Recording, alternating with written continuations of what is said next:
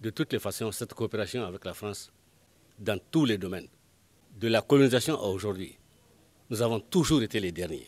Si vous prenez les pays les plus démunis en termes d'équipement, c'est le Niger.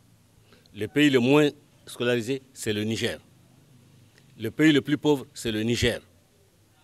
Le pays qui est le plus victime des aléas climatiques, c'est le Niger.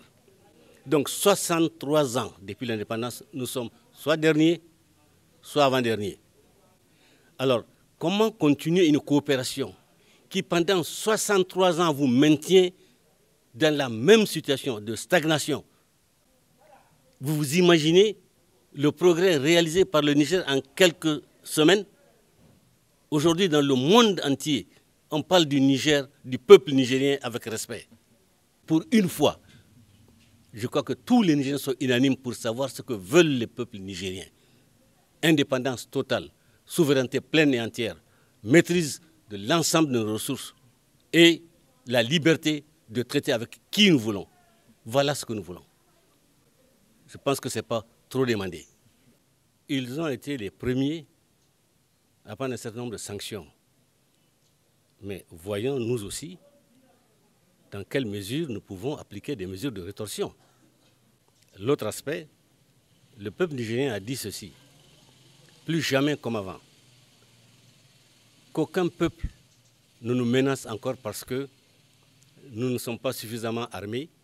Donc, le peuple nigérien a exigé que dans les jours ou les mois qui suivent, le Niger entame le processus nécessaire à l'acquisition d'une armée pouvant faire face à toute agressivité. L'autre aspect, c'est l'équipement de l'armée. Il est vrai que ce sont des questions hautement stratégiques qu'on n'expose pas sur la place publique, mais la référence est nécessaire. Lorsqu'on engage un combat de cette importance avec l'ensemble de son peuple, il faut que nous soyons au même niveau d'information. Mais nous avons besoin d'entendre les choses essentielles. Oui ou non, le Niger sera doté d'une armée capable de faire face à toute éventualité. Oui ou non, le Niger va disposer de ses matières, de ses ressources et les vendre à qui il veut.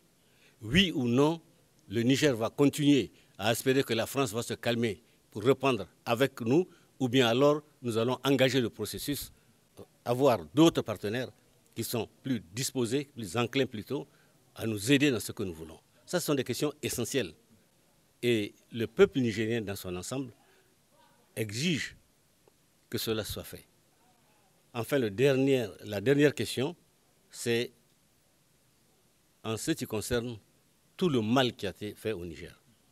La population a identifié un certain nombre de personnes l'accusant d'être la source de leur malheur.